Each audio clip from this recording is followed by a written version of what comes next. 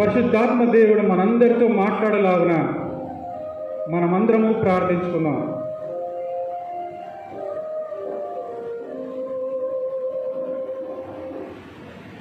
ప్రభువా, ఈ మధ్యాహ్న కాల సమయమున మా ఒక్కొక్కరితో నువ్వు మాట్లాడవలసిందిగా పరిశుద్ధాత్మ దేవుని మా మధ్యలో పంపించవలసిగా ప్రాధేయపడుతున్నాం. ప్రభువా, అయోగ్యుడను బలహీనుడను ప్రభువా, నీ యొక్క ఆత్మ నింపుదల నాకు దయచేయండి.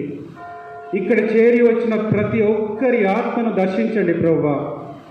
వచ్చిన వారుగానే కాకుండా ప్రభువా, జీవితాలు మార్చబడి వెళ్ళడానికి సహాయం దయచేయి ప్రభువా.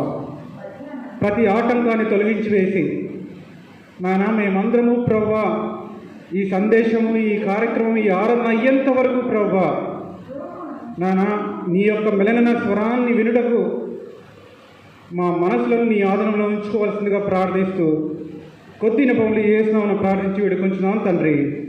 ఆమేన్. పరీక్ష మీకు ఆల్రెడీ తెలిసిపోయింది కాబట్టి పోయినసారి చెప్పిన వాక్యం దేని మీద ఆధారపడి మనం ధ్యానించుకున్నాం. ఏ వచనం? 2 కొరింథీ 11:3. అది న్యూ టెస్ట్మెంట్లో. కానీ అర్థమైపోయింది మీకు. సో కాబట్టి మనం ఏం ధ్యానించుకున్నామంటే ఆదికాండం 3వ అధ్యాయము సైతాను అవ్వతో పలికిన మాట, ఇది నిజమా? దేవుడు చెప్పినా మీరు చావనే చావరు. ఈ వాక్యాన్ని మనం ఆధారం చేసుకొని క్రొత్త నిబంధన గ్రంథంలో 2 కొరింథీ 2 కొరింథియన్స్ చాప్టర్ 11:3 ఈ వాక్యాన్ని మనము ధ్యానించుకున్నాం. మన మనసులు చెరపబడి ఏ విధంగా సైతాను ఈ రోజులలో ఒక వ్యూహాత్మకంగా మన క్రైస్తవులందరినీ దేవునికి దూరంగా చేయాలని ఎటువంటి వ్యూహతో కలిగి ఉందనే దాని గురించి మనం ధ్యానం చేసుకున్నాం. మీరు చెప్పినట్లు Satan strategy to defeat us, సైతాను వ్యూహం, క్రైస్తవ స్పందన. సైతాను వ్యూహం విభజన, డివైడ్, మోసం, డిసీవ్, నాశనం, డెస్ట్రాయ్. ఇది సైతాను వ్యూహం. ఎన్నో విషయాలు మనం ధ్యానం చేస్తున్నాం ఆ రోజు. కానీ సైతాను ఎంత వ్యూహాత్మకంగా క్రైస్తవులను మన విశ్వాస జీవితంలో మనల్ని పడేయాలని చూసినప్పటికీ మనం ఏ విధంగా స్పందించాలనేది వాక్యంలో అనేక వచనాలు మనం చూసినాం. రోమియోలకు రాసిన పత్రిక మీరు తీయాల్సిన అవసరం లేదు. 12వ అధ్యాయం 2వ వచనం మనం ధ్యానించుకున్నాం. లోక మర్యాదను అనుసరించక మీ మనస్సులను రూపాంతరము చెందుకొనడి. ఆ వాక్యాన్ని మనం ధ్యానం చేసుకున్నాం. ఫిలిప్పియులకు రాసిన పత్రిక ఫిలిప్పియన్స్ 4:8 4వ అధ్యాయం 8వ వచనము. మన ఆలోచనలు ఏ విధంగా ఉండాలి? ఏవి సత్యమైనవో, ఏవి మాన్యమైనవో, ఏవి న్యాయమైనవో, ఏవి పవిత్రమైనవో, ఏవి రమ్యమైనవో, ఏవి ఖ్యాతి గలవో వాటి మీద ధ్యానం ఉంచుకొనడి. Whatever is pure, noble, lovely, admirable, anything is praiseworthy or excellent, దాని గురించి మన మనసును కేంద్రీకరించుకోవాలి. దీని గురించి మనం ధ్యానం చేసుకున్నాం. అంతకంటే ముందు సెప్టెంబర్ మాసంలో నేను చెప్పిన వాక్యం ఎవరికైనా గుర్తుందా? చెప్పు తేజ. యాకోబు 1:14 ప్రతి వాడును తన స్వకీయ దురాశల చేత మరులు కొల్పబడి ఈడవబడి ఏ విధంగా పాపం చేస్తున్నాడో ఈ లోకంలో దాని గురించి మనం ధ్యానం చేసుకున్నాం. దానికి ప్రాచీన నిబంధన గ్రంథంలో ఆదికాండం 6వ అధ్యాయము 6వ వచనం మనం ధ్యానించుకున్నాం. దేవుడు ఈ లోకంలో చెడుతనమును చూచి హృదయమును నొచ్చుకొని సంతాపము నొందెను అనే వాక్యాన్ని మనం చూసుకున్నాం. ఈరోజు అదే అధ్యాయంలో ఇంకొక వచనం దాని గురించి ధ్యానించాలని దేవుడు నన్ను ప్రేరేపించినట్టుండగా అది ఈరోజు మీ ముందు సందేశంలో చెప్పాలని ఆశిస్తున్నాను. నోహు జీవితం గురించి ఒక మంచి వచనం రాయబడింది. Genesis chapter 6 verse 9. ఆది కాండము 6వ అధ్యాయము 9వ వచనం. తీసిన వాళ్ళు చదవండి. నోవహు వంశావళి ఇదే, నోవహు నీతిపరుడును తన తరంలో నిందారహితుడై ఉండెను. నోవహు దేవునితో కూడా నడిచినవాడు. నీతిమంతుడు, నిందారహితుడు, దేవునితో నడిచినవాడు. He was righteous, he was blameless, he walked with God. 7వ అధ్యాయం 1వ వచనము. ఆది కాండము. యెహోవా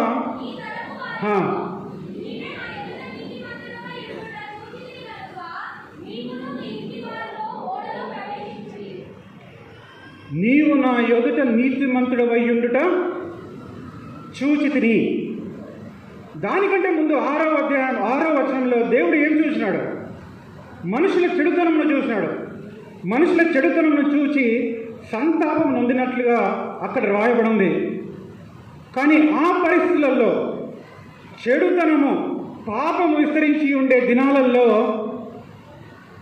దేవుడు మనుషులందరినీ చూచి సంతాపము నొంది ఉండగా అదే సమయంలో యెహోవా దేవుడు ఎవరు చూసినాడు?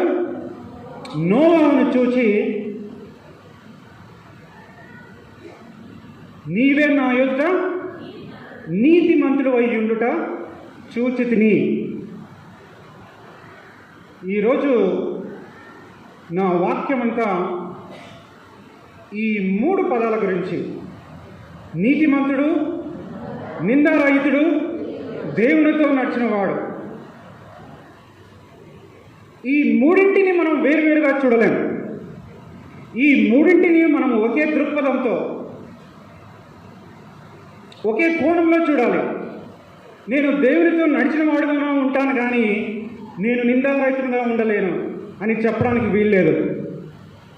నేను నీతిమంతుడిగా ఉంటాను కానీ నేను దేవునితో నడవను అని చెప్పడానికి వీల్లేదు. నేను ఏ పాపము చేయను, నేను నిందారహితుడిగా ఉంటాను కానీ నేను దేవునితో నడవడను, నా ఇష్టానుసారంగా నేను జీవిస్తాను అని చెప్పడానికి వీల్లేదు. నువ్వు దేవునితో నడిచిన వాడు అయితే నువ్వు నీతిమంతునిగా ఉంటావు, నీవు నిందారహితుడిగా ఉంటావు. కనుక ఈ మూడింటిని మనం ఒకే కోణంలో, ఒకే దృక్పథంతో మనం గమనించాలి. తరువాత స్లైడ్లో నీతిమంతుడు అనే మాట మీ అందరికీ ఎక్కువగా వినపడిస్తుంది. కానీ నేను ఎప్పుడైతే నీతిమంతుడు అనే మాట వాడతానో మీరు ఈ రెండింటిని కూడా జ్ఞాపకం చేసుకోవాలి. నీతిమంతుడు, నిందారహితుడు, దేవునితో నడిచినవాడు. ఈ 3 అంశాలను నేను నీతిమంతుడు అని అప్పుడంతా ఈ మూడింటిని మీరు మనసులో పెట్టుకోవాలి. These 3 can not be separated. ముందుకు వెళ్దాం.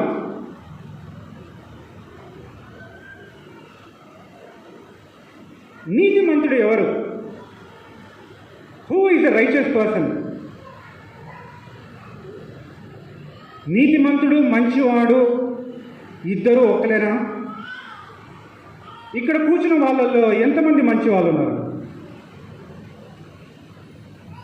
చెయ్యెత్తడానికి సంకోచిస్తున్నారు. ఎంతమంది నీతిమంతులు ఉన్నారు? అంటే మంచి వాళ్ళు లేరు, నీతిమంతులు లేరు సంఘంలో. Thank you. మంచివాడు అని చాలాసార్లు మనం సాధారణంగా వాడుతుంటాం. Who is a good person? బాహ్యంగా వాళ్ళు చేసే పనులను బట్టి మనం సాధారణంగా ఈమె మంచిది, ఇతను మంచివాడు అని మనం మాట్లాడుతుంటాం. కానీ ఇతను నీతిమంతుడు అని మనము చాలా తక్కువ సార్లు వాడతాం. మంచివాడు నీతిమంతుడు కాదా? నీతిమంతుడు మంచివాడు కాదా? అందరూ మంచి వాళ్ళైతే నీతిమంతులు ఎవరు? అందరూ నీతిమంతులైతే మంచి వాళ్ళు కాదా? సాధారణంగా సమాజంలో, సంఘంలో 98-99% మంది మంచి వాళ్ళే. ఏదో 1-2% కీడు చేసి పాపంతో డబ్బు సంపాదించి ఇతరులకు హాని చేయాలని కొద్దిమంది మాత్రమే ఉంటారు. ఆ 2-3% మినహాయిస్తే మిగిలిన 97-98% వాళ్ళందరూ మంచి వాళ్ళే. ఇక్కడ కూర్చున్న మనమందరము మంచి వాళ్ళమే. ఒక చిన్న మనస్పర్ధలు, చిన్న తప్పులు ఉండడం తప్ప సాధారణంగా అందరూ మంచి వాళ్ళే. కానీ మంచివారు, మంచి వాళ్ళు అనబడే మనము నీతిమంతులమా కాదా అనే దాని గురించి మనం ధ్యానించుకుందాం.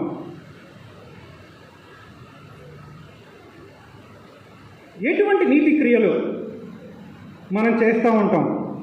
మన క్రియలను బట్టి కొన్నిసార్లు మనకు మనమే నేను నీతిమంతుడను అని అనుకుంటాం. ఉదాహరణకు, ఈరోజు నేను వాక్య పరిచర్య చేస్తున్నాను, ఇది నాకు నీతి క్రియగా నేను అనుకోవచ్చు. కానీ నేను ఊరికి వెళ్ళి నేను ఉద్యోగం చేసినప్పుడు నా ఇష్టానుసారంగా నేను జీవించవచ్చు. అది నాకు దేవునికి మాత్రమే తెలుసు. అది నేను నీతి క్రియగా నేను ఎంచుకోవచ్చు. సంఘంలో మనం పాటలు పాడుతాం, కొంతమంది వాయిద్యాలు వాయిస్తారు, సండే స్కూల్ తీసుకుంటారు, యవనస్తుల కూటం తీసుకుంటారు. సంఘంలో అనేక విధాలుగా సహాయకరంగా ఉంటాం. అది కూడా మనం నీతి క్రియగా పరిగణించవచ్చు. ప్రార్థన, మన వ్యక్తిగత ప్రార్థన ఏ విధంగా ఉన్నప్పటికీ సంఘంలో కొన్నిసార్లు మనం ప్రార్థించేటప్పుడు పెద్ద ప్రార్థనలు చేయొచ్చు. సంఘంలో మన ప్రార్థనను బట్టి అనేకులు ఇతను చాలా ప్రార్థన పరుడు అని అనుకోవచ్చు. అది ఒక నీతి క్రియగా మనం అనుకోవచ్చు. దాన ధర్మాలు, సహాయకరంగా ఇతరులకు కొంచెం డబ్బు ఇచ్చినప్పుడు ఇది ఒక నీతి క్రియగా మనం అనుకోవచ్చు. మెడ్రాస్లో తోమా సమాధి చేయబడి అక్కడ కట్టిన సంఘం శాంతోమ సంఘం. ప్రపంచంలో శిష్యుల సమాధి పైన కట్టిన సంఘాలలో ఒక సంఘం. చాలామంది వస్తుంటారు. వెలాంగని నాగపట్నంలో కూడా చాలామంది కర్నూలు నుండే కాదు, భారతదేశం నుండి, విదేశాల నుండి కూడా చాలామంది వస్తుంటారు. కొంతమంది ఇజ్రాయెల్కి కూడా జెరూసలేం చూడడానికి వెళ్తుంటారు. దాంట్లో తప్పు లేదు. అది కూడా ఒక నీతి క్రియలాగా మనం ఎంచుకోవచ్చు. కానీ వాక్యానుసారంగా మనం చూసినట్లయితే మన నీతి క్రియలు ఎటువంటి నీతి క్రియలుగా దేవుడు దాన్ని పరిగణించి దేంతో పోలుస్తున్నాడో మనం చూద్దాం. మన నీతి క్రియలు, అవర్ యాక్ట్స్ ఆఫ్ రైచియస్నెస్. యెషయా గ్రంథము 64వ అధ్యాయం 6వ వచనము. Isaiah chapter 64 verse 6. తీసిన వాళ్ళు చదవండమ్మా.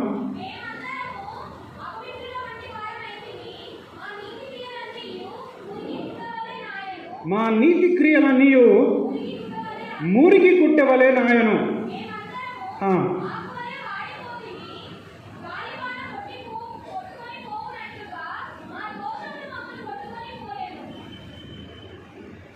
నీతి క్రియలను దేంతో పోలుస్తున్నాడు దేవుడు? ఎందుకు మురికి గుట్టలతో? నువ్వు ఒక చెడు క్రియ చేసినప్పుడు నువ్వు మురికి గుట్టగా పోలిస్తే దానికి ఒక అర్థం ఉంది. కానీ ఈ వాక్యంలో మనం చూసినట్లయితే మన నీతి క్రియలను దేవుడు ఒక మురికి గుట్టతో పోలుస్తున్నాడు. మన వంటగదిలో ఒక మసిగుడ్డ ఉంటుంది కదా, ఒక మురికి గుడ్డ. అది ఎంత కడిగినా కూడా ఆ మురికి అట్లే ఉంటుంది. అటువంటి గుడ్డతో దేవుడు పోలుస్తున్నాడు మన నీతి క్రియలు. ఎందుకంటే మన నీతి క్రియలు కూడా చాలాసార్లు యథార్థంగా నీతి క్రియలు చేయకుండా దేవుని మహిమార్థం కొరకు చేయకుండా మన స్వార్థంతో మనకు పేరు రావాలి, అందరూ నేను చేసే పనులు గుర్తించాలి అని నీతి క్రియలు చేసినప్పుడు దేవుడు ఇటువంటి నీతి క్రియలను మురికి గుడ్డతో పోలుస్తున్నాడు. మన నీతి క్రియలు యథార్థంగా చేస్తున్నామా? దేవునికి మహిమ కలిగినట్లుగా మనం చేస్తున్నామా? ఇక్కడ మనం గమనించాల్సింది చెడు క్రియలు కాదు, మన నీతి క్రియలనే దేవుడు ఒక మురికి గుడ్డతో పోలుస్తున్నాడు. ఇవి కొన్ని మాత్రమే నేను ఉదాహరణగా ఇక్కడ పిక్చర్స్ పెట్టున్నాను నేను, కానీ మాట్లాడుకుంటూ పోతే అనేక నీతి క్రియలు. నీతిమంతుడు ఎవరు? మన నీతి క్రియలు మురికి గుడ్డతో పోల్చబడినట్లు మనము క్లుప్తంగా మనం చూసినాం. కానీ ఇంకా మనకు నీతిమంతుడు ఎవరు అనేది ఒక స్పష్టమైన సమాధానం వాక్యం ద్వారా మనం ఈరోజు గమనిద్దాం. వాక్యంలో ఏమి రాయబడింది? లోకంలో ఎంతమంది నీతిమంతులు ఉన్నారు?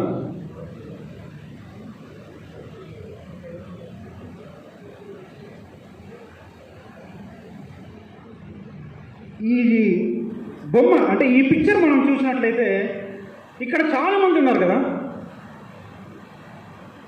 ఇది ఒక ప్రపంచంలో ఉండే మానవాళి అనుకోండి. వాక్యానుసారంగా ఎంతమంది నీతిమంతులు ఉన్నారని వాక్యం సెలవిస్తుంది. ఒక్కడైనా ఉన్నాడా అని మనం ప్రశ్నించినట్లయితే వాక్యంలో మనం స్పష్టంగా రాయబడింది.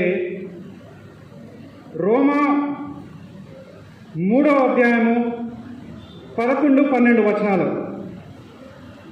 చదవండి తీసిన వాళ్ళు.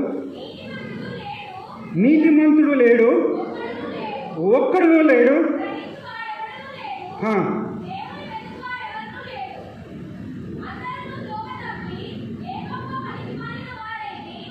మేలు చేయవాడు ఒక్కడును లేడు, ఒక్కడైనను లేడు. చాలు. రోమన్స్ 3:11-12.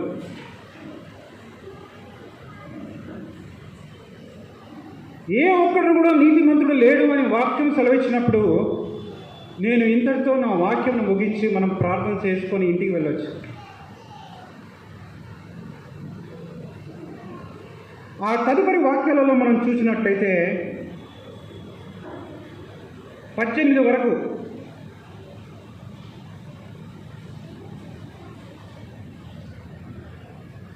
పదకొండు 12 మనం చదువుకున్నాం కదా. 13వ వచనము, తమ నాలుకతో మోసం చేయుదురు, సర్ప విషం ఉన్నది. 14వ వచనము, నోటి నుండి శపించుటయు పగయు ఉన్నది, రక్తము చిందించుటకు వారి పాదములు పరిగెత్తుచున్నవి,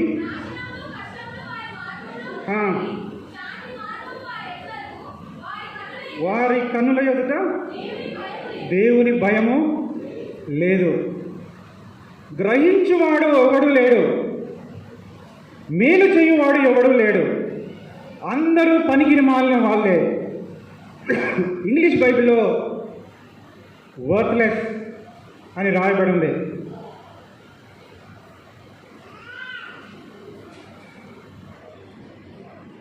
కానీ ఈరోజు మనం గమనించవలసిన విషయం చాలా ప్రాముఖ్యమైన విషయం. ఇటువంటి పరిస్థితులలో మనమందరము ఉన్నాం. నోవు కాలంలో చెడుతనం ఎంతగా విస్తరించిందో ఈరోజు కూడా ఏమాత్రము తేడా లేదు.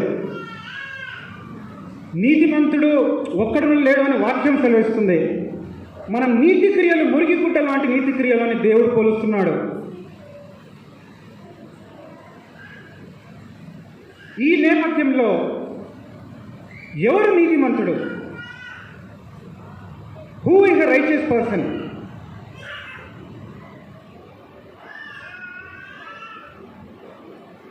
నీతిమంతుడు అనే పదానికి డెఫినిషన్ అంటే నిర్వచనం సులువుగా మనము అర్థం చేసుకోవాలంటే a person who is having a right relationship with God is a righteous person.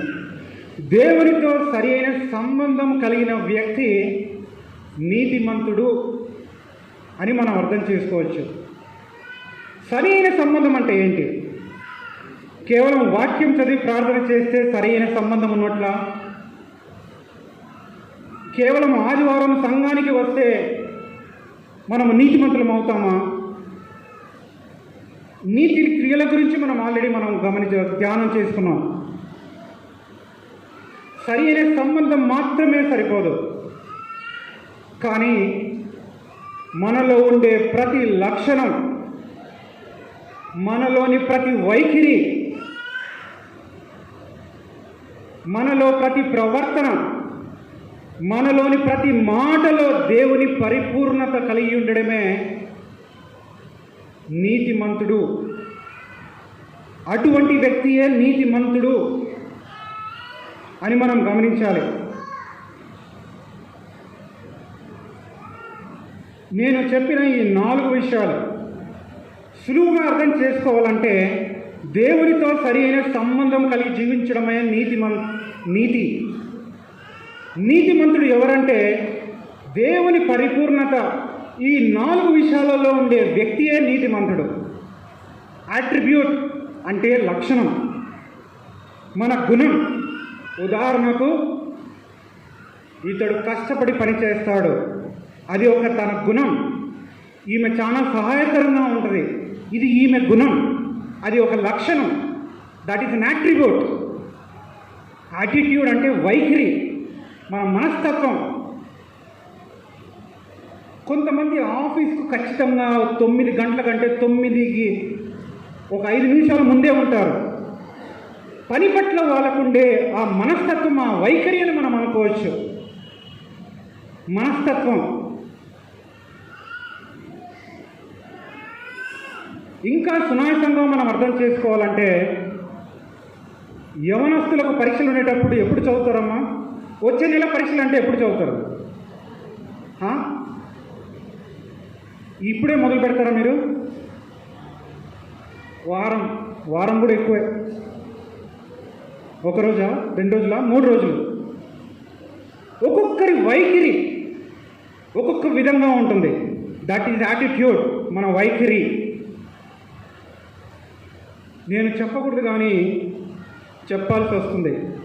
సంఘం 10 గంటల కంటే మన వైఖరి ఎట్లా ఉంటుంది?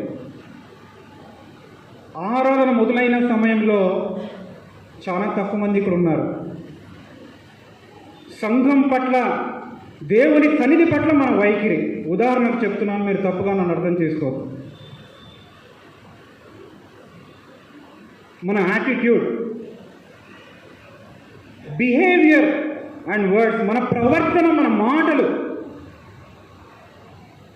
దీని గురించి నేను ఉదాహరణ ఇవ్వాల్సిన అవసరం లేదు, మీరు అర్థం చేసుకోగలరు. వీటన్నిటిలో దేవుని పరిపూర్ణత అంటే గాడ్స్ ఓన్ పర్ఫెక్షన్, మనకుండే ప్రతి లక్షణం, ప్రతి గుణం, ప్రతి వైఖరి, ప్రతి ప్రవర్తన, ప్రతి మాటలో ఉన్నప్పుడే అటువంటి వ్యక్తిని మనము నీతిమంతునిగా మనం పరిగణించవచ్చు. నీతిమంతుడు అంటే ఇప్పుడు అందరికీ ఒక స్పష్టత ఉందా?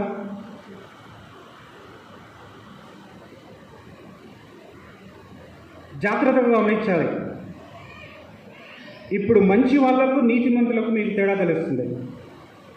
సమాజంలో ఎంతోమంది మంచి వాళ్ళు ఉండొచ్చు, కానీ అందరూ నీతిమంతులా కారా అనేది దీని ద్వారా మనకు తెలుస్తుంది. వాళ్ళల్లో ఉండే గుణం, వాళ్ళకుండే లక్షణాలు, వాళ్ళ వైఖరి, వాళ్ళ ప్రవర్తన, వారి మాటలు ఏ విధంగా ఉన్నాయో వాళ్ళకే తెలుసు. పాత నిబంధన గ్రంథంలో మనం చూసినట్లయితే ఏ విధంగా మనం నీతిని పొందవచ్చు, ఏ విధంగా నీతి మనకు కలుగుతుంది అనేది ద్వితీయోపదేశ కాండము, డ్యూటెరానమీ చాప్టర్ 6 verse 25, 6వ అధ్యాయము 25వ వచనం. మన దేవుడైన యెహోవా మనకు ఆజ్ఞాపించినట్లు ఆయన సన్నిధిని ఈ సమస్తమైన ఆజ్ఞలను అనుసరించి మనము నడుచుకొనున్నప్పుడు మనకు నీతి కలుగును. ఎన్ని ఆజ్ఞలు? సమస్తమైన ఆజ్ఞలు అనుసరించి మనము నడుచుకున్నప్పుడు మనకు నీతి కలుగును. అది పాత నిబంధన గ్రంథం. పాత నిబంధన గ్రంథంలో నీతి అనేది ఆజ్ఞలను గైకొనడం ద్వారా, ఆజ్ఞలను పాటించడం ద్వారా, ఆజ్ఞలను అనుకరిస్తే చాలు. మన చేతి కార్యములను బట్టి it depends on hour deeds. అది పాత నిబంధన గ్రంథం. కొత్త నిబంధన గ్రంథంకు మనం వచ్చినట్లయితే నీతిమంతులుగా ఎలాగో తీర్చబడుతున్నాం. రోమిలకు రాసిన పత్రిక 3వ అధ్యాయం 22వ వచనము. మీరు చదవ ముందు ఏ అధ్యాయంలో అయితే ఒక్కడును నీతిమంతుడు లేడు అని పౌలు భక్తుడు రోమియ సంఘానికి రాస్తున్నాడో అదే అధ్యాయంలో 11వ వచనం నుండి 18వ వచనం వరకు మనం చూసినాం. ఒక్కడు నీతిమంతుడు లేడు, అందరూ పనికి మానిన వాళ్ళే అన్న పౌలు భక్తుడు 22వ వచనం వచ్చేసరికి 22 అందరూ జాగ్రత్తగా గమనించాలి. క్రీస్తు యేసునందలి విశ్వాస మూలమైనదై నమ్ము వారికి అందరికీ కలుగు దేవుని నీతి అయి ఉన్నది. ఎవరికి నీతి కలుగుతుంది? ఇక్కడ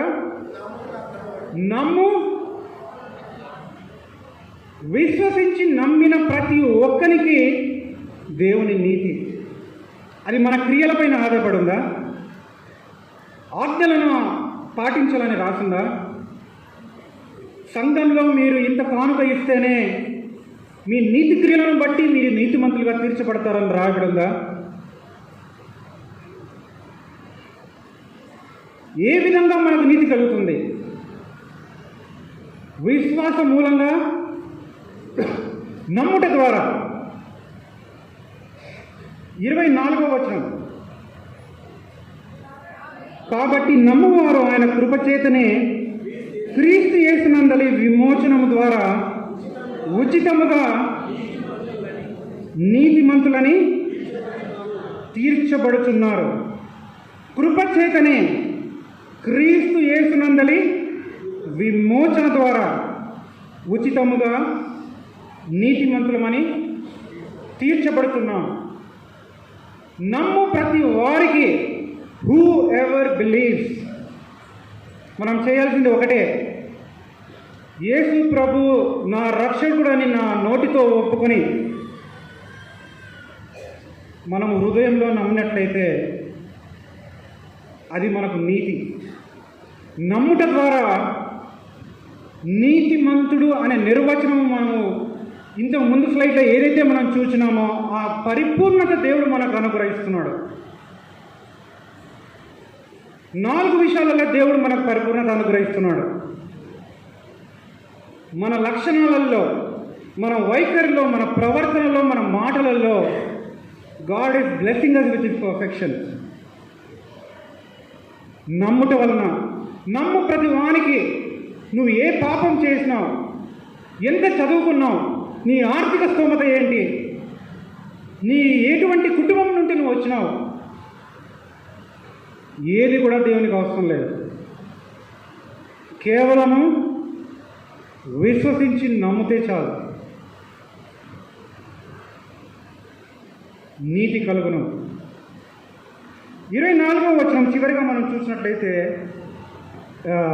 2వ భాగంలో ఉచితముగా నీతిమంతులమని తీర్చబడుచున్నాము. ఉచితంగా. అన్య మతాలలో మోక్షం కొరకు ఎంతోమంది ఎన్నో పనులు చేస్తుంటారు. చనిపోయే లోపల నేను ఈ ఫలానా ప్రదేశంకు వెళితే నాకు మోక్షం కలుగుతుంది అని చాలామంది నమ్ముతారు. నేను అన్య మతస్థులను తప్పుపట్టడం లేదు, వాళ్ళ నమ్మకం, అది వాళ్ళ ఇష్టం. నేను చెప్పవలసిన అంశం ఏంటంటే అన్య మతస్థులు ఫలానా క్రియ చేస్తేనే కానీ వాళ్ళకి మోక్షం కలుగదు అని నమ్ముతారు. కానీ క్రైస్తవులమైన మనకు ఉచితంగా విశ్వసించుట ద్వారా, నమ్ముట ద్వారా మనకు నీతి కలుగుతుంది. దేవుని పరిపూర్ణతను దేవుడు మనకు నమ్ముట ద్వారా అనుగ్రహిస్తున్నాడు. You only have to believe. కానీ మన సమస్య ఏంటంటే ఆదికాండం 3వ అధ్యాయము సర్పము అంటే సైతాను అవ్వతో ఏం చెప్పిందో ఈరోజు వరకు మనకు అదే సమస్య. అనుమానం. సైతాను అవ్వకు అనుమానం కలిగించింది, ఇది నిజమా, ఇది దేవుడు చెప్పిన. అదే అనుమానం మనం కూడా. మీకు నీతి ఉచితంగా ఉందని రాయబడి ఉంటే కూడా ఇది నిజమా అనే అనుమానం మనకు ఉండొచ్చు. ఉచితంగా ఇవ్వబడిన దానికి కొన్నిసార్లు మనం గమనిస్తే దేనికి కూడా వాల్యూ ఉండదు. ఈ బుదరపట్ట ప్రాంతంలో వర్షాలు వచ్చినప్పుడు చాలామంది ఉచితంగా చానిచ్చినారు కదా. బిస్కెట్ ప్యాకెట్లు కాదు, బట్టలు ఉచితంగా తీసుకున్న వాళ్ళు మళ్ళీ వెంటబడుతున్నారు ఆ బట్టల కొరకు, ఆ బిస్కెట్ ప్యాకెట్ల కొరకు. కొన్నిసార్లు నాకు అనిపించింది ఏంటంటే చాలా వేస్టేజ్ కూడా ఉండింది. ఉచితంగా ఏదైతే పొందుతామో దాని విలువను మనం గ్రహించలేము కొన్నిసార్లు. అందుకే వాక్యంలో సెలవిస్తుంది ఏంటంటే 11-12 వచనాల్లో, గ్రహించు వాళ్ళు ఎవరునూ లేరు. No one understands. కానీ మనకు ఉచితంగా ఇవ్వబడింది. ఎటువంటి పరిస్థితులలో మనకు ఉచితంగా ఇవ్వబడింది? మన విశ్వాస జీవితంలో, క్రైస్తవ జీవితంలో మనం ఏ విధంగా ఉన్నప్పుడు మనకు ఉచితంగా ఇవ్వబడింది? 2 కొరింథీ 5:21. 2 కొరింథీ మనం ఆయన యందు దేవుని నీతి అగునట్లు పాపమెరుగని ఆయనను మన కోసము పాపముగా చేసెను. మన పరిస్థితి ఏ విధంగా ఉండేది? యెహోవా దేవుడు యేసు ప్రభుని ఈ లోకంలోకి పంపించి ఆయన ప్రశస్త రక్తాన్ని మన కొరకు చిందించినప్పుడు మనము దీన దౌర్భాగ్య దరిద్ర స్థితిలో, ఎఫెసీయులకు రాసిన పత్రిక 2వ అధ్యాయం 1వ వచనంలో స్పష్టంగా రాయబడింది, మన అపరాధముల చేత పాపముతో చచ్చిన వారమై ఉంటుండగా దేవుడు యేసుక్రీస్తుతో మనలను బ్రతికించెను. ఉచితముగా మనము ఆ వచనాన్ని మనం చూసినాము రోమీలకు రాసిన పత్రికలో. ఆ ఉచితంగా ఇవ్వబడిన దాని వెనుక ఎటువంటి త్యాగం ఉందో మనం గమనించాలి. ఈరోజు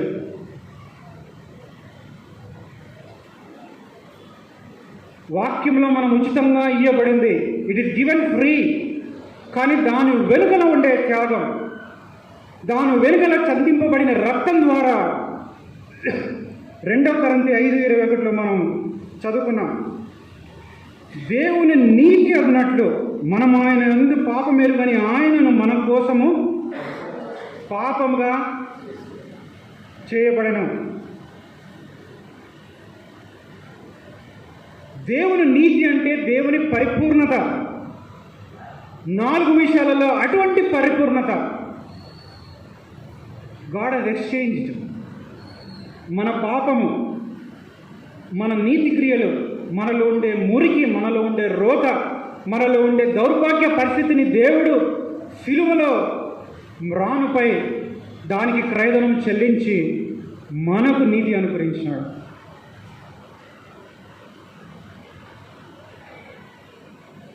ఇది నిజమైన క్రిస్మస్. ఈరోజు నవంబర్ 24, సరిగ్గా ఒక నెల ఉంది. క్రిస్మస్ అంటే దేవుడు తన కుమారుణ్ణి, సండే స్కూల్ పిల్లలు మంచి బంగారు వాక్యం చెప్పినారు, తన అద్వితీయ కుమారుని పంపించడంలో దాని వెనుక ఉండే మర్మం అదందరికీ తెలుసు.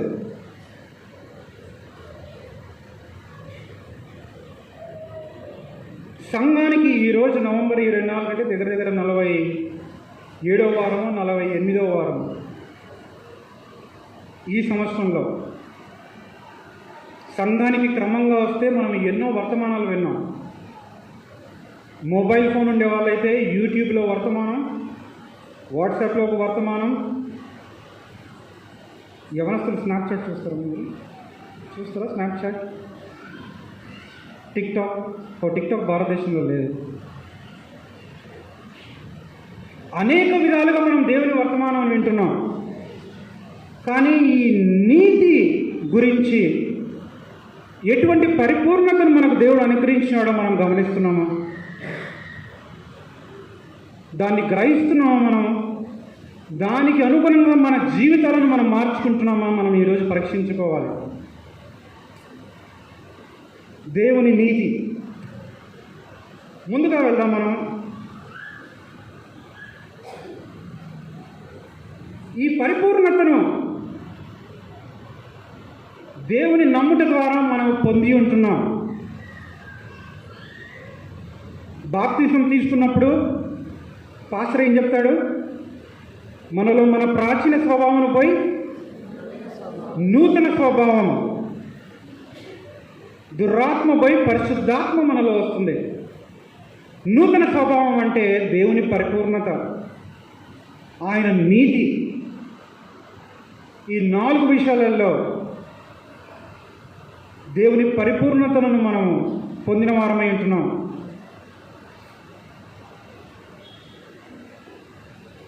ఈ పరిపూర్ణత నుండి మనల్ని వేరు చేయడమే సైతాను యొక్క వ్యూహం. దేవుడు మనకు ఏ పర్ఫెక్షన్ అంటే ఏ పరిపూర్ణత అయితే మనకు అనుగ్రహించినాడో అనుదినము మనము దేవునితో సరైన సంబంధం లేకుండా, దేవునితో మనం సమయం గడపకపోతే ఈ పరిపూర్ణత నుండి మనం దూరం అయిపోతాం. ఈ పరిపూర్ణతను మనము కాపాడుకోవాలి. అనుదినము దేవుని నీతిలో మనం ఎదగాలి. విశ్వాస జీవితంలో ప్రతి దినము నేను బలపరచబడాలి అని మనం అనుకోవాల్సిన వారమై ఉంటున్నాం. కానీ అనుదినం ఈ నీతిని మనం ఏ విధంగా మనం వెతకాలి? ఒక వచనాన్ని మనం చూద్దాం. 2 తిమోతి 2 తిమోతి చాప్టర్ 2 వర్స్ 22. 2వ అధ్యాయము 22వ వచనం. యవనేసుల నుండి పారిపోము, పవిత్ర హృదయులై.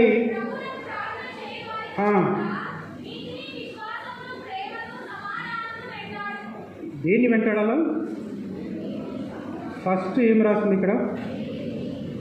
నీతిని, విశ్వాసమును, ప్రేమను, సమాధానమును వెంటాడుము. వెంటాడుము అంటే ఏక మనసు కలిగి అనుదినము మనకు ఒకే ఒక ధ్యేయం, ఒకే ఒక ఆలోచన, ఒక ఏక మనసుతో దాన్ని వెంటాడాలి. A single minded pursuit. ఏక మనసుతో మనం వెంటాడాలి. కానీ వెంటాడాలంటే దేన్ని వదిలేయాలా? దేని నుండి మనం పారిపోవాలి? యవనేచ్ఛల నుండి. చెప్తున్నానని సంఘంలో నన్ను తప్పుగా అర్థం చేసుకోవద్దండి. యవనేచ్ఛలు అంటే యవనస్తులకు మాత్రమే కాదు. శరీరాశ, నేత్రాశ, వయోపరిమితి లేకుండా, వయసుతో సంబంధం లేకుండా అందరూ ఎదుర్కొనే సమస్య. యవనేచ్ఛలు అంటే యవనస్తులకు మాత్రమే కాదు. అఫ్కోర్స్ అది యవనస్తులకు, కానీ అందరూ కూడా ఎదుర్కొనే సమస్య శరీరాశ, నేత్రాశ. ఈ వచనంతో ఒక చక్కని పాట కూడా ఉంది. ఆ ఒక్క వచనం మాత్రమే మనం పాడుకుందాం. అందరికీ తెలిసిన పాట, క్లుప్తంగా ఒకే ఒక వచనం త్వరగా మనం పాడుకుందాం. ఐ థింక్ ఈ వచనం ఒకటి చాలు వెళ్ళి. ఐ థింక్ ఆ వచనంలోనే ఉంది అందరికీ.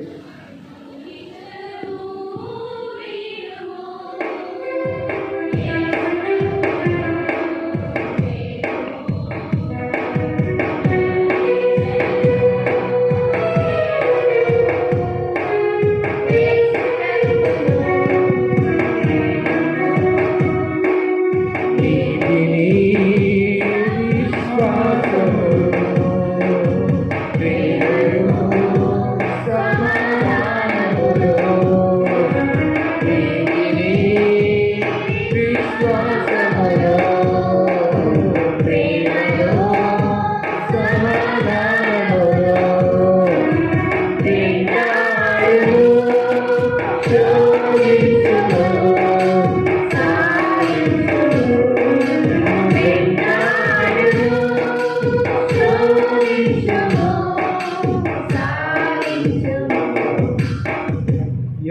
ఎంతవరకు మనం సాధించాలి? ఎంతవరకు మనం సాధించాలి? జీవితాంతం జీవితాంతం పోరాడు, అలసిపోకు ఏనాడు.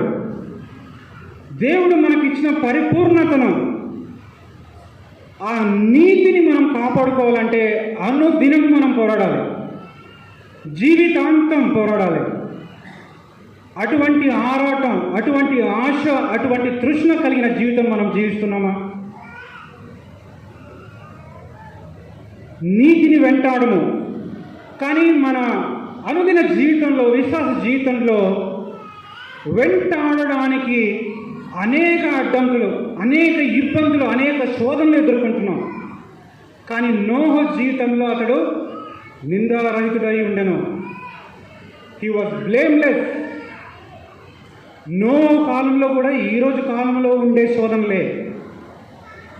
చెడుతనము, పాపము విస్తరించిన ఆ రోజులలో కూడా మనము ఈ రోజులతో పోల్చి చూస్తే ఏమాత్రం కూడా తేడా లేదు. కానీ మన విశ్వాస జీవితంలో, ఈ ప్రయాణంలో నిందారహితంగా జీవించకుండా ఉండడానికి దేవుడు తన కుమారుడి ద్వారా మనకు అనుగ్రహించిన నీతి నుండి, ఆ పరిపూర్ణత నుండి మనల్ని వేరు చేయడానికి ఎన్నో శోధనలు ఎదుర్కొంటున్నాం. ఆ శోధనల గురించి క్లుప్తంగా చెప్పి ఇంకొక 10-15 నిమిషాలు నేను ముగిస్తాను. ఆవలించే వాళ్ళు కొంచెం ఓపిక పట్టండి.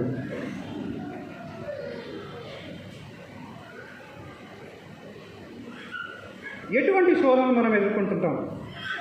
వెంట పడడానికి ఎటువంటి ఆటంకాలు? ఈ బొమ్మలో మనం చూసినట్లయితే ఆ కాలుకు ఒక గొలుసు వేయబడింది. నాకు టైం లేక ఒక మంచి పిక్చర్ నాకు దొరకలేదు. లేదంటే 2 కాళ్ళకు 2 చేతులకు బంధింపబడి విశ్వాస జీవితంలో మనం ముందుకు వెళ్ళలేని పరిస్థితి. అంధకార క్రియలు, అల్లరితో కూడిన ఆటపాటలు, శరీరేచ్ఛలు, ఇవి మనల్ని నిందారహితంగా ఉండకుండా అనేక శోధనలు ఎదుర్కొంటుంటాం. క్లుప్తంగా ఈ వాక్యాన్ని, ఈ వచనాలను మనం చదువుకుందాం. రోమీలకు రాసిన పత్రిక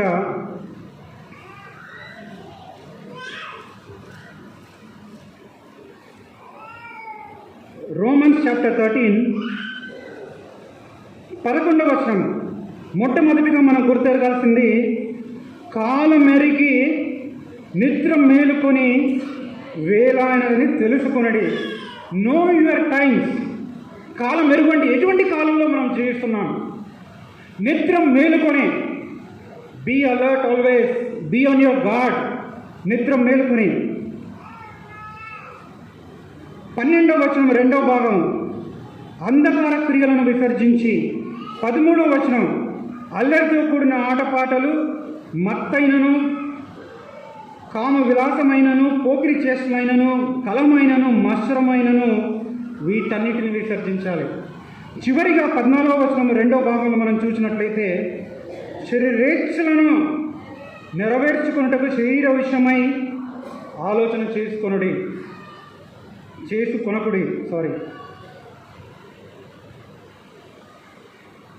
నిందారహితమైన జీవితం మనం జీవించాలంటే వీటన్నిటినీ మనం విసర్జించాలి. ఇంతకుముందు వచనంలో మనం గమనించిన 2 తిమోతి 2:22లో మనం వెంటాడాలి. నీతిని, ప్రేమను, విశ్వాసాన్ని వెంటాడాలంటే ఈ గొలుసుతో, అంధకార క్రియలనే గొలుసు, అల్లరితో కూడిన ఆటపాటలనే గొలుసు, కామంతో కూడిన గొలుసు, శరీరేచ్ఛలతో కూడిన గొలుసు, వీటన్నిటి బంధకాలతో మనము బంధింపబడినప్పుడు మనం వెంటబడాలంటే సాధ్యమా?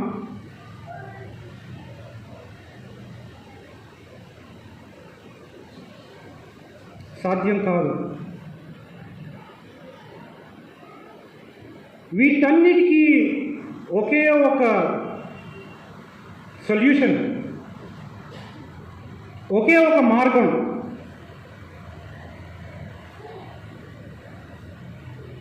క్రీస్తు అనుగ్రహించిన విమోచన ద్వారా, గాడ్స్ డెలివరెన్స్, క్రీస్తు ద్వారా మనకు అనుగ్రహించిన విమోచన మనం పొందాలి. గలతీ 5:16 ఏం రాసింది? దేవునితో నడుచుకోవడం ఏంటంటే, దేవునితో నడుచుకోవడం అంటే ఆత్మానుసారంగా జీవించడమే. గలతీ 5:16 ఒకసారి తీసిన వాళ్ళు చదవండి.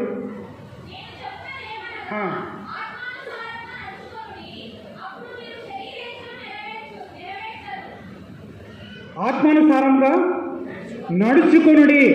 వాకింగ్ విత్ గాడ్ అంటే వాకింగ్ ఇన్ ద స్పిరిట్.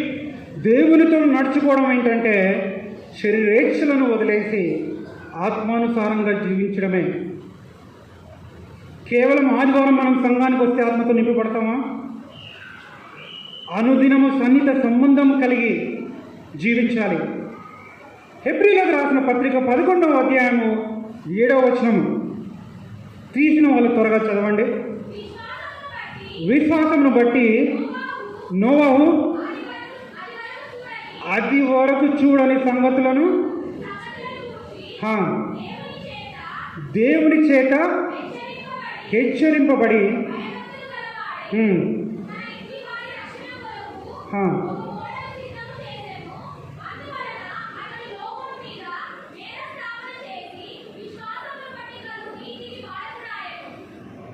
విశ్వాసమును బట్టి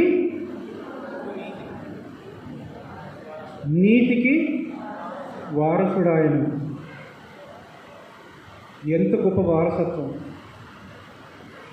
విశ్వాసమును బట్టి నోవహు కూడా పాత నిబంధన సమయంలో ప్రత్యేకంగా ఏం చేయలేదు, కానీ అతడు చేసిందంతా దేవునితో సన్నిహితంగా నడవడమే.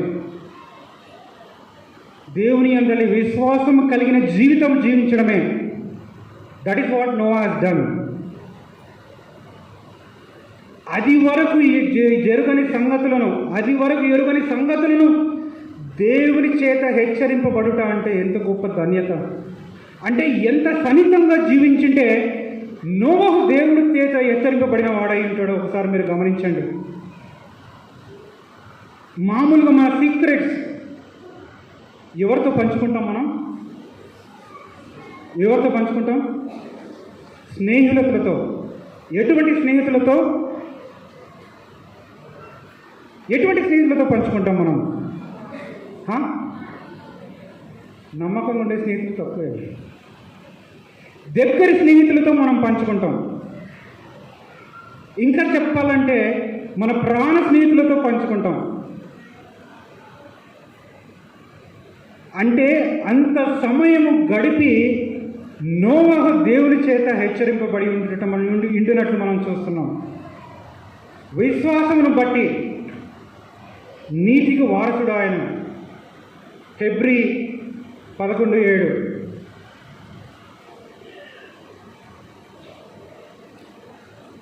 ఈ శోధనలు అంటే ఈ నిందారహితమైన జీవితం మనం జీవించాలంటే ఏ విధంగా మనం ఈ శోధనలు ఎదుర్కోవాలి?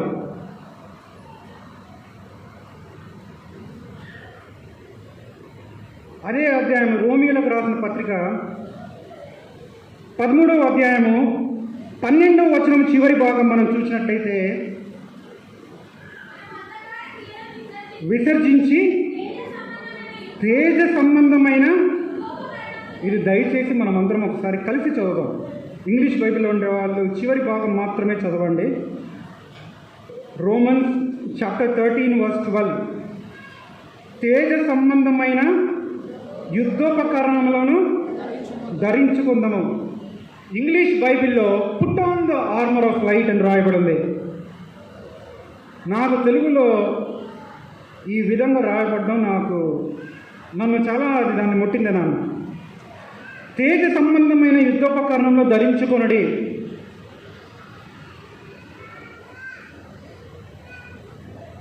సంఘంలో కొన్నిసార్లు మనం దేనిపైన మన సమయాన్ని వెచ్చిస్తుంటామంటే, సంఘంలోనే కాదు, కొన్నిసార్లు ఇంట్లో, కొన్నిసార్లు సమాజంలో కూడా చిన్న చిన్న విషయాలకు, చిన్న చిన్న మనస్పర్ధలకు మనము మనసు నొచ్చుకొని ఎంతగానో బాధపడుతుంటాం. పలానా వాళ్ళు నన్ను ఈ విధంగా మాట్లాడినారు, పలానా వాళ్ళు ఈ విధంగా నా వెనకల నన్ను నిందించినారు, పలానా వాళ్ళు నన్ను తక్కువ చేసి మాట్లాడినారు అని ఎంతగానో చిన్న చిన్న విషయాలతో మనం సమయం గడుపుతుంటాం. చిన్న చిన్న విషయాలతో మనం బాధపడుతుంటాం. కానీ మన యుద్ధము who are we fighting against? మన యుద్ధము ఎవరితో? ఎఫెసీయులకు రాసిన పత్రిక 6వ అధ్యాయం 12వ వచనంలో స్పష్టంగా రాయబడింది. Who are we fighting against? ప్రధానులతో, అధికారులతో, అంధకార సంబంధులకు, లోకనాథులతో, ఆకాశ మండలమందు దురాత్మల సమూహంతో పోరాడుతున్నాం. వీఆర్ నాట్ ఫైటింగ్ అగెయిన్స్ట్ శరీరులతో కాదు, మనుషులతో కాదు మన పోరాటం. భారతదేశంకు పాకిస్తాన్కు ఉండే సరిహద్దుల్లో సైనికులు 24 గంటలు ఆ సరిహద్దును కాపాడుతుంటారు. వాడికి సైనికుడు ఉన్నాడా లేదా అనేది ఎట్లా తెలుస్తుంది? ఆ పాకిస్తాన్ సరిహద్దుల్లో ఒక మనిషి కనిపించినప్పుడే వాడికి ఇతడు నా శత్రువు అని తెలుస్తుంది. ఒక మనిషి కనిపించాలి శత్రువు అని గుర్తించడానికి.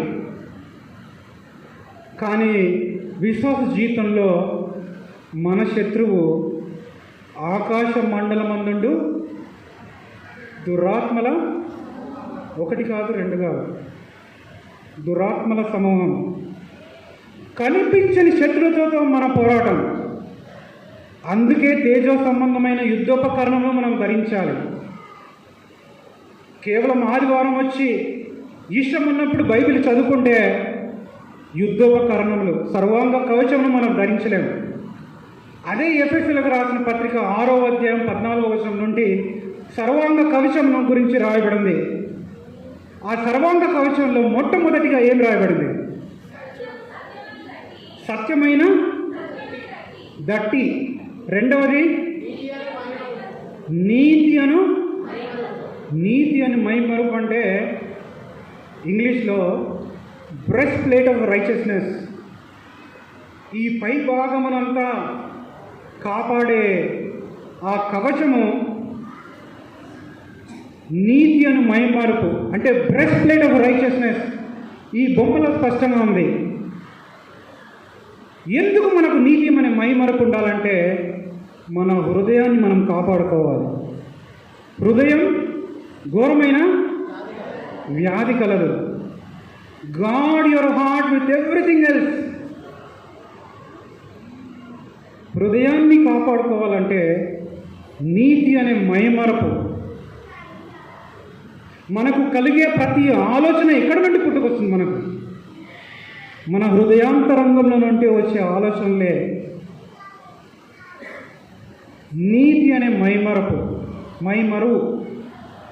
బ్రెస్ట్ ప్లేట్ ఆఫ్ రైచియస్నెస్ సర్వాంగ కవచంలో మనకు అవసరం. దురాత్మల సమూహంతో, శోధనలతో మనం జయించి విశ్వాస జీవితంలో విజయవంతంగా మనం ముందుకు వెళ్ళాలంటే తేజో సంబంధమైన యుద్ధోపకరణములు మనం ధరించుకోవాలి. సర్వాంగ కవచమును మనం ధరించుకోవాలి.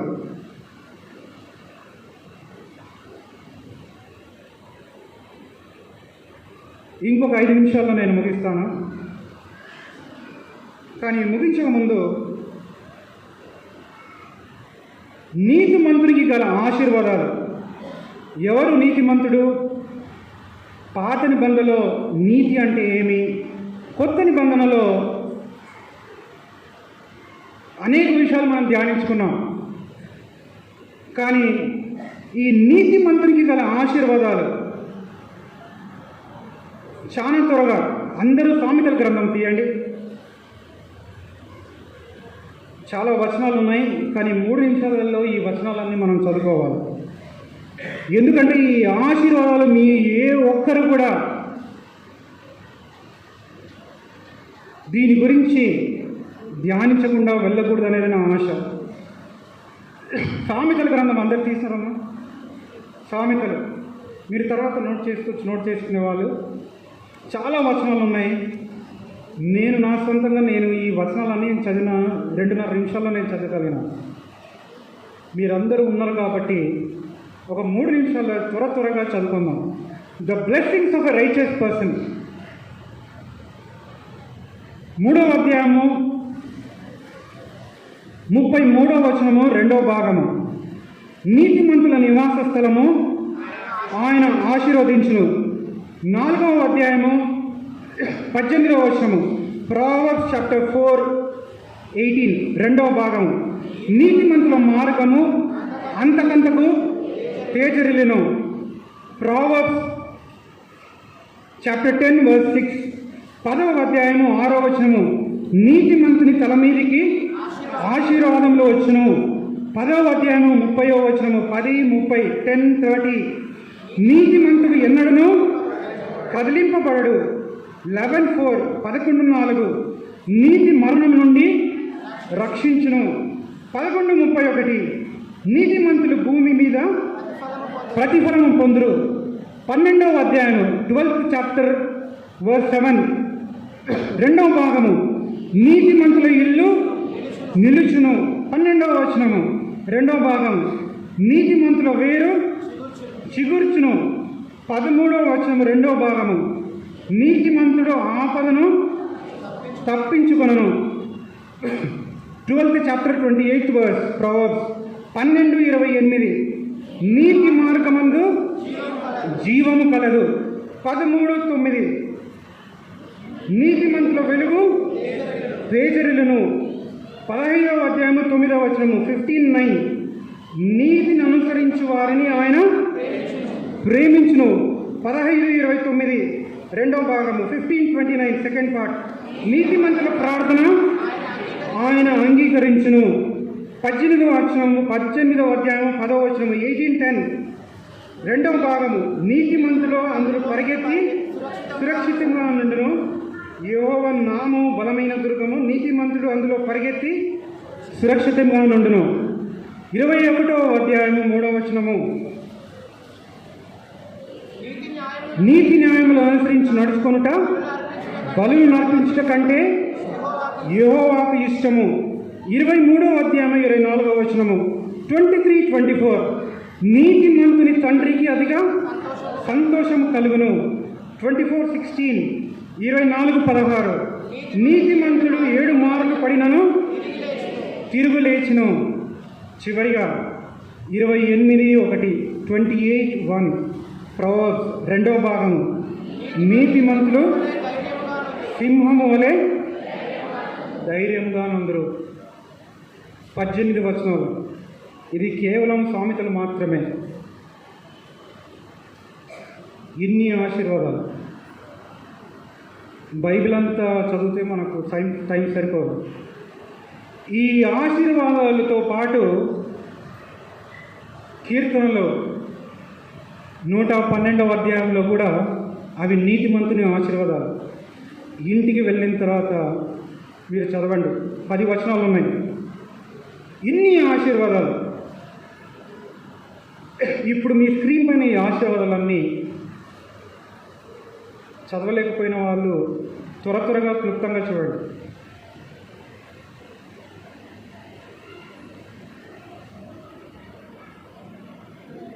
ఇన్ని ఆశీర్వాదాలు. ఈ ఆశీర్వాదాలు నాకు వద్దు ప్రభువా అని అనుకునే వాళ్ళు ఈ సంఘంలో ఎవరు ఉండరు. ప్రతి ఒక్కరికి దేవా ఈ ఆశీర్వాదాలు నాకు దయచేయి ప్రభువా,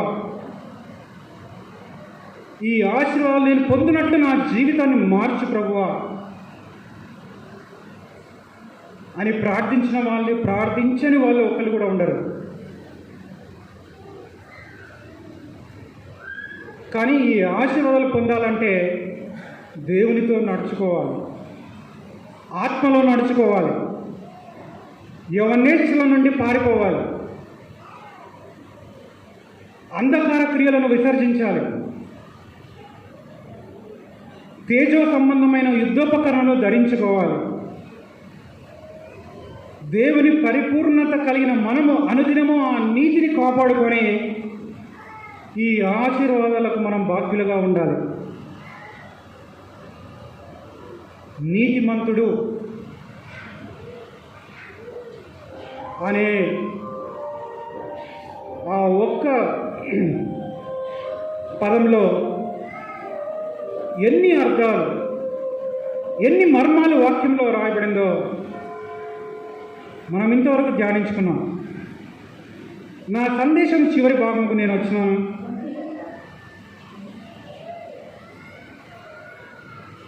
మనిషికి ప్రాథమిక అవసరాలు ఏంటి? మనం జీవించాలంటే మనకి ఏం కావాలి? ఏం కావాలి? మనకు ఏం కావాలి? మనం అనుదినం మనం ఏం చేస్తాము?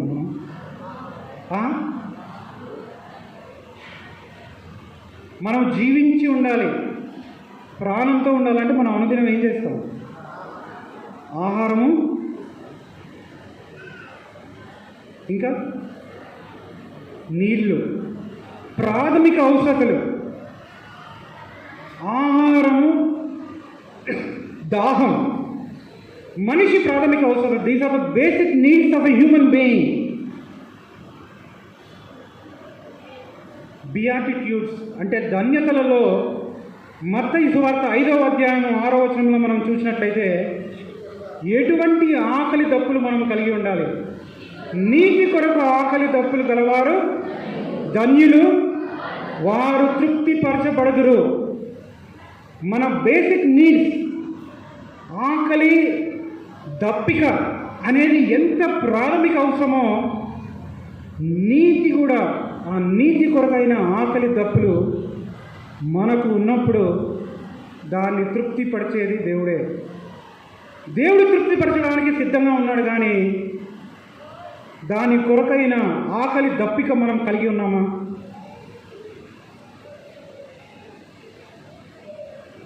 Thirst and hunger for righteousness, English బైబిల్లో బియాటిట్స్లో ధన్యతలో రాయబడింది.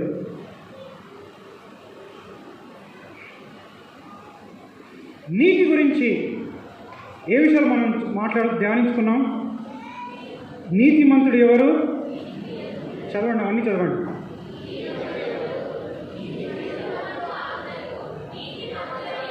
ఎలా తీర్చబడుచున్నాం? నీతిని మనం వెంటాడాలి. శోధనలు, ఎటువంటి శోధనలు మనం ఎదుర్కొంటున్నాం? శోధనలు ఎలా ఎదుర్కోవాలి?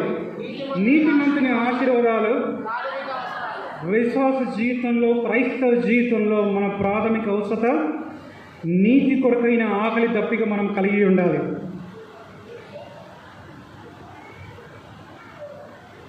నేను మొదటిగా చెప్పినట్లు ఆదికాండము 6వ అధ్యాయం 6వ వచనంలో రాయబడినట్లుగా నోహు కాలంలో మనం పోల్చి చూస్తే ఈరోజు కూడా అదే పరిస్థితిలో మనం ఉన్నాం. కానీ ఆ పరిస్థితులలో నోహులాగా నేను నీతిమంతుడుగా జీవించాలి, నేను నిందారహితుడుగా జీవించాలి, నేను దేవుడితో నడుచుకోవాలి, I want to be righteous, I want to be blameless and I want to walk with God అనే తీర్మానం ఈరోజు ఈ సంఘంలో చేరిన ప్రతి ఒక్కరూ తీర్మానించుకొని వెళ్ళాలని నా ఆశ, నా ప్రార్థన. ఏ ఒక్కరు కూడా ఉదయం ఏ విధంగా వచ్చినారో అదే విధంగా వెళ్ళకుండా ఆత్మదేవుడు మీతో మాట్లాడని నేను నమ్ముతున్నాను. నా మాటలు కాదు, దేవుని వాక్యం. నీతిమంతుడు, నీతి అనేది అర్థం చేసుకున్నారు మీరు స్పష్టంగా నేను అనుకుంటున్నాను. అర్థం చేసుకున్న మీరందరూ మీ జీవితాలలో ఒక పరిపూర్ణత కలిగి ఈ 4 విషయాలలో లక్షణాలు, అట్రిబ్యూట్స్, వైఖరి, యాటిట్యూడ్స్, ప్రవర్తన, బిహేవియర్, 4వది మాటలు, అవర్ వర్డ్స్. యవనస్తుల గురించి చూస్తే యవనస్తులకు అనేక శోధనలు. నేను పెద్దవాళ్ళ గురించి నేను మళ్ళీ ఒక 2 నిమిషాల్లో మాట్లాడతాను. యవనస్తులు ఎంతమంది ఉన్నారు సంఘంలో?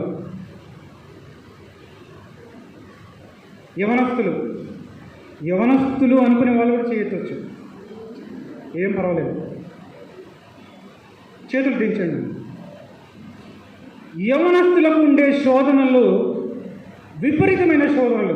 మీరు అనుకోవచ్చు, నేను యవనస్తునిగా నా స్నేహితుల మధ్యలో ఉన్నప్పుడు ఒకడైతే తాగుతున్నాడు, ఒకడైతే సిగరెట్ తాగుతున్నాడు, ఇంకోటి మత్తు పదార్థాలు సేవిస్తున్నాడు, ఇంకోనికి చాలామంది గర్ల్ ఫ్రెండ్స్ ఉన్నారు, నాకుండే ఫ్రెండ్కి చాలామంది బాయ్ ఫ్రెండ్స్ ఉన్నారని మీరు అనుకోవచ్చు. ఇది వాస్తవం కూడా. కానీ ఈ పరిస్థితులలో నేను నిందారహితంగా ఉంటాను. నేను నీతిని వెంటాడతాను, నా స్నేహితుల మధ్యలో నేను ఒక సాక్షిగా ఉంటాను అని యవనస్తులందరూ నిర్ణయించుకోవాలి. లేదంటే మీరు ఆదివారం వచ్చినట్లే వస్తారు, పోయినట్లే పోతారు. జీవితాలను మార్చు వాక్యమును అనుసరించి, వాక్యంతో సమయం గడిపి, దేవా అనేక శోధనలు నేను ఎదుర్కొంటున్నాను, నా స్నేహితుల మధ్యలో నేను ఏ విధంగా నేను నిందారహితంగా ఉండాలి, నాకు చూపించు ప్రభువా. నేను వెంటాడతాను, నేను ప్రయాసపడతాను నీతి కొరకు అనే ఆశ, అనే తృష్ణ ఉన్నప్పుడు దేవుడు తప్పకుండా తృప్తిపరుస్తాడు. అది యవనస్తుల విషయం. పెద్దవాళ్ళ విషయానికి వస్తే కుటుంబాలలో అనేక సమస్యలు, కని విని ఎరుగని రీతిలో కుటుంబాలు చిన్నాభిన్నమవుతున్నాయి. భార్యాభర్తల మధ్యలో అనేక మనస్పర్ధాలు, తల్లిదండ్రుల బిడ్డల మధ్యలో అనేక విభేదాలు, కని విని ఎరుగని రీతిలో ఒక వారం, ఒక 10 రోజులు, నెల రోజుల్లో, సంవత్సరాలు కలిసి ఉన్నా కూడా విడిపోయే పరిస్థితులలో మనం ఉన్నాం. ఈ పరిస్థితులలో ప్రభువా, నా కుటుంబంలో నేను నీతిమంతునిగా, నేను నిందారహితునిగా నేను నీతో నడుచుకుంటాను దేవా అనే ఒక నిర్ణయం మనమందరం తీసుకుని వెళ్ళాలి. యవనస్తులు, చిన్నపిల్లలు, పెద్దవాళ్ళు, ప్రతి ఒక్కళ్ళు. నేను ఎప్పుడు చెప్తుంటాను, ఈ బుధరపేట ప్రాంతము మారాలంటే అది ఎవరి చేతిలో ఉంది? ఎవరి చేతిలో ఉంది? అది నా చేతుల్లో అని మీరందరూ మీ గుండె మీద చేసుకొని చెప్పాలి. అది నా చేతుల్లో ఉంది. సంఘంగా మనం ఆలోచించినప్పుడు ఇది మన చేతుల్లో ఉంది. This is in our hands. జేటి నాన్న చేసిన సేవను, నాయన చేసిన సేవను బహుగా విస్తరించినాడు దేవుడు. కానీ ఈ సేవ, ఈ సంఘము ఇంకా విస్తరింపబడి పట్టనంతగా చాలామంది ఈ సంఘానికి రావాలంటే మన ఒక్కొక్కరి జీవితాలే మాదిరికరంగా ఉండాలి. మనల్ని చూసి మనం స్వార్థ సేవ చెప్పాల్సిన అవసరం లేదు. కానీ మన జీవితాలలో దేవుని ప్రేమ, దేవుని వెలుగు ఇతరులు చూసినప్పుడు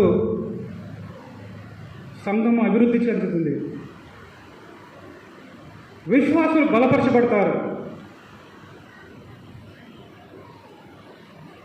సంఘము, వధువు అనే సంఘము వరుడైన యేసుక్రీస్తు కొరకు సిద్ధపడుతుంది. తరువాతి తరం వాళ్ళు, సండే స్కూల్ పిల్లలు, యవనస్తులు, వాళ్ళు మనల్ని పెద్దవాళ్ళని చూసినప్పుడు ఎటువంటి వారసత్వం కలిగి మనం జీవిస్తున్నాం? What kind of a legacy are we leaving behind? విశ్వాసం బట్టి నీతికి నోవహు వారసత్వము పొందెను.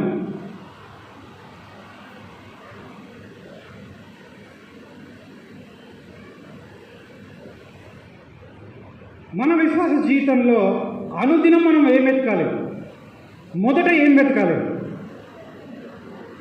మొదట మత్తయి 6:33 అందరికీ కంటత తెలిసిన వాక్యం. Seek ye first Kingdom and righteousness. ఆయన రాజ్యము, ఆయన నీతి. అనేక వచనాలు మనం చదివినప్పుడు నీతి అనే పదం మళ్ళీ మళ్ళీ మళ్ళీ మళ్ళీ మనం వింటుంటాం. నీతిని వెంటాడము, ఆయన రాజ్యంలో నీతిని వెతుకుము.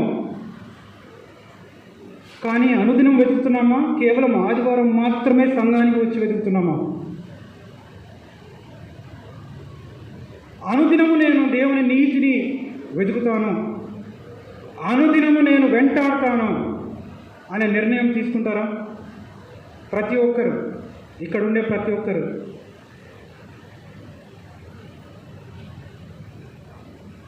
ఎంతమంది వెంటాడుతారు? అనుదినము నేను పోరాడతాను, జీవితాంతం నేను పోరాడతాను, నీతిని వెంటాడతాను. Lord, I will pursue every day. నమ్ము వారందరికీ అని మనం ధ్యానించుకున్నాం. నువ్వు ఏ పాపం చేసినావో, ఎటువంటి జీవితం నువ్వు గతంలో జీవించినావో దాంతో నిమిత్తం లేదు. నువ్వు చేయాల్సిన ఒకే ఒక పని విశ్వసించి నమ్మాలి. Believe believe believe.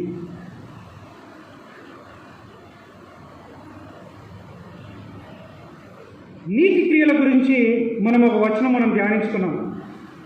యెషయా 64వ అధ్యాయము 4వ వచనం. దయచేసి అందరూ తీయండి. ఈ వచనం చెప్పి నేను ముగిస్తాను.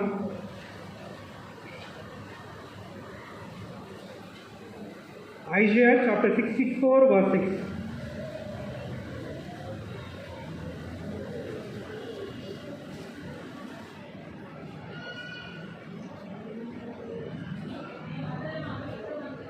ఆ వచనం ఆల్రెడీ చదువుకున్నాము. నేను ఆ వచనం గురించి కాదు కానీ ఇంకొక వచనం కొరకు నేను ఏమని చెప్తున్నాను. దయచేసి అందరూ చదవండి.